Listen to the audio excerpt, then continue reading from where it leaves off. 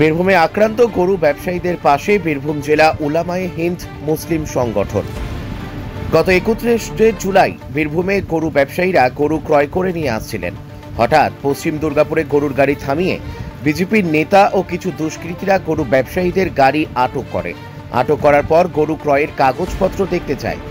গরু ব্যবসায়ীরা তাদের কাগজপত্র দেখান দুষ্কৃতীদের, কিন্তু দুষ্কৃতীরা কাগজপত্র ছিঁড়ে ফেলে দেয়। কাগজপত্রের কোনো মূল্য দেয়নি। তারা বলতে থাকে চোরা চালানকারী গরু ব্যবসায়ী। কিছুতেই মানতে নারাজ যে তারা ব্যবসায় জন্য গরু ক্রয় নিয়ে যাচ্ছিলেন। প্রথমে তাদেরকে গাড়ি থেকে নামিয়ে বেধড়ক মারধর করা হয়, এমনকি পরে দড়ি দিয়ে বেঁধে মারধর করা হয়। মারধর তো দূরের কথা, মাথা ফাটিয়ে রক্তারক্তি হয়ে যায়। এছাড়াও বিভিন্ন ধরনের হুমকি দেখাতে থাকে। গরু ব্যবসায়ীদের জয় শ্রীরাম স্লোগান দেওয়ার জন্য চাপ দেওয়া হয়। এমনকি গরু ব্যবসায়ীদের মধ্যে দুজন বৃদ্ধ বয়স্ক মানুষ ছিলেন, তাদেরকেও ছাড়েনি দুষ্কৃতীরা। দুষ্কৃতীরা গরু ব্যবসায়ীদের কান ধরে উঠবোস করাও তাতেও ক্ষান্ত হননি, এমনকি মেরে ফেলার হুমকি দেওয়া হয়। যদিও সকলেই প্রাণে রক্ষা পেয়েছেন, এ যাত্রায় বেঁচে গেলেন গরু ব্যবসায়ীরা। যে ঘটনা ঘটেছে তার নিকটে পুলিশ প্রশাসন, কিন্তু তারা এই ঘটনার গুনাহ অক্ষরে কোনো টের পাননি প্রশাসন। এই ঘটনা প্রায় 2 ঘন্টা ধরে চলতে থাকে অন্যায় অত্যাচার। পরে অবশ্য প্রশাসন খবর পেয়ে ঘটনাস্থলে এসে পরিস্থিতি সামাল দেন। এই ঘটনা এলাকায় চাঞ্চল্য ছড়িয়ে পড়ে। সোশ্যাল মিডিয়ায় ভিডিও ভাইরাল হয়। সংখ্যালঘুদের ওপর বারবার আক্রমণ, তীব্র থেকে তীব্রতর নিন্দা জানাচ্ছেন বীরভূম জেলা জমিয়তে ওলামায়ে হিন্দের পক্ষ হইতে। যারা এই ঘটনার সঙ্গে জড়িত তাদের দৃষ্টান্তমূলক শাস্তির দাবি করেন। যদিও এই ঘটনায় পুলিশ 2 জনকে আটক করেছে, আরও যারা ছিল তাদের খোঁজে তল্লাশি চলছে। এদিন গরু ব্যবসায়ী আহত পরিবারের পাশে জমিয়তে উলামায়ে হিন্দের সভাপতি আনিসুর রহমান, বীরভূম জেলার সহ সভাপতি বীরভূম জেলা জমাতে উলামায়ে হিন্দের জনাব কারি ওবায়দুল্লাহ সাহেব, মাওলানা মঈনুদ্দিন সাহেব, মাওলানা অলি উল্লাহ, বিশিষ্ট সমাজসেবক হাসিব মণ্ডল সহ অন্যান্য ব্যক্তিবর্গ সকলেই আক্রান্ত পরিবারের পাশে থাকার আশ্বাস দেন এবং সব রকমের সহযোগিতার হাত বাড়িয়ে দেবেন বলে জানান।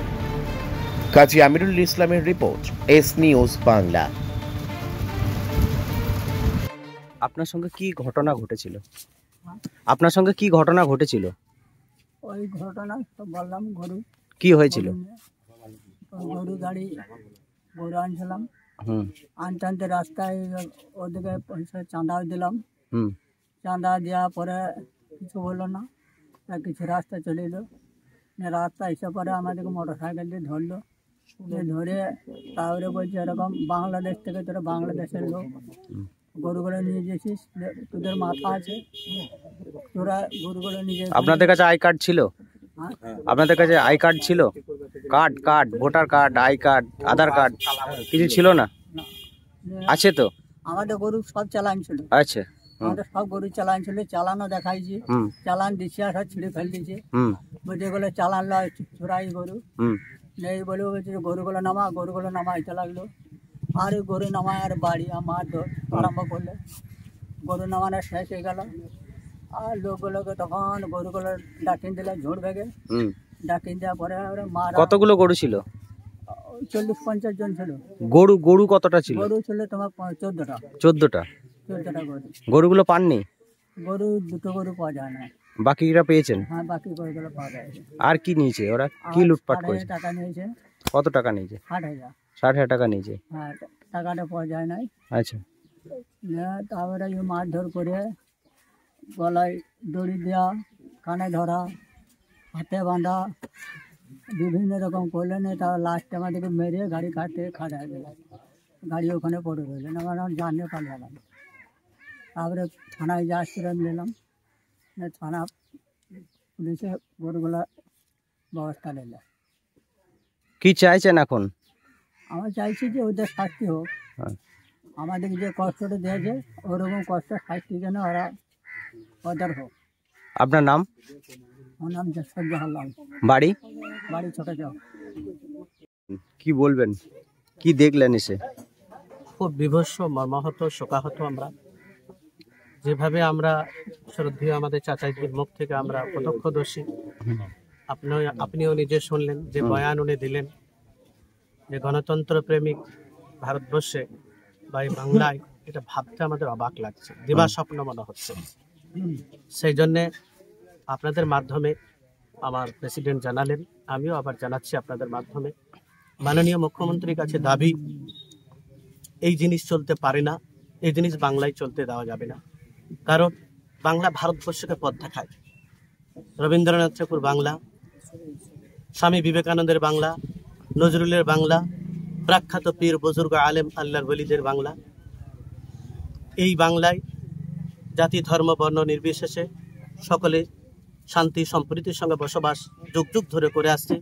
যখন ভারতবর্ষটা এক শ্রেণীর অশুভ শক্তিদের হাতে যাচ্ছে, সেই সময় বাংলাকে দেখে মানুষ নতুন করে স্বপ্ন দেখতে শুরু করছে।